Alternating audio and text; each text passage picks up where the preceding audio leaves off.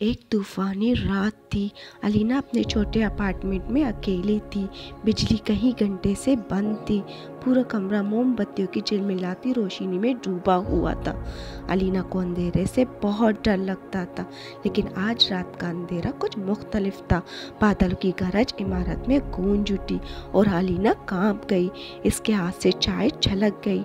खौफ को दबाने के लिए वो किताब पढ़ने बैठी। जैसे इसने कॉफ़ी टेबल से किताब उठाई, इसकी नज़र दीवार पर लगे आईने में कुछ अजीब सी हरकत पर पड़ी। वो चौंक गई। आईने में वो खुद को सोफे पर बैठी देख सकती थी, लेकिन कुछ गलत लग रहा था। अलीना की सांस अटक गई। इसने आहिस्ता से हाथ हिलाया और आईने में इसका हाथ भी हाथ उठाने लगा, लेकिन हरकत सुस्त और गैर फितरी थी। ये सिर्फ मेरा वहम है, इसने खुद को तसल्ली दी। इसने मजीद जांचने का फैसला किया। वो खड़ी हुई और आईने के करीब एक कदम बढ़ाया। इसका अक्स भी इसकी नकल कर रहा था, लेकिन जब वो आईने के करीब रुकी तो अक्स रुकने के बजाय आईने की सतह से बाहर निकलने लगा। अलीना खौफ से पीछे हट गई। आईने का अक्स का चेहरा बिगड़ा हुआ था और एक जालिमाना मुस्कुराहट इसकी होंठों पर थी। इतना डर क्यों रहे हो?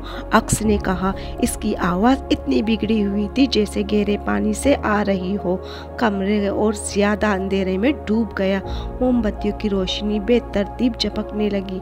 अक्स आईने से बाहर रेंगने लगा। इसके जिस्म की हरकत गैर इंसानी थी और इसके इर्द गिर्द खौफ महसूस हो रहा था। अब जगह बदलने का वक्त आ गया है, अक्स ने कहा और अलीना की तरफ झपटा। अलीना ने चीख मारी और दरवाजे की तरफ दौड़ी, लेकिन अक्स ज्यादा तेज था। इसने अलीना की कलाई पकड़ी और आईने की तरफ खींचा। अलीना की नज़र धुंधला गई और इसे महसूस हुआ कि वो आईने के अंदर खींची जा रही है। इसने ज़मीन पर पंजे मारे और चीखने की कोशिश की, लेकिन आईने की सतह पानी की तरह लहर रही थी और इसे निगल गया। जब तूफान थम गई और सूरज निकल आया तो अपार्टमेंट में फिर से सुकून नजर आया।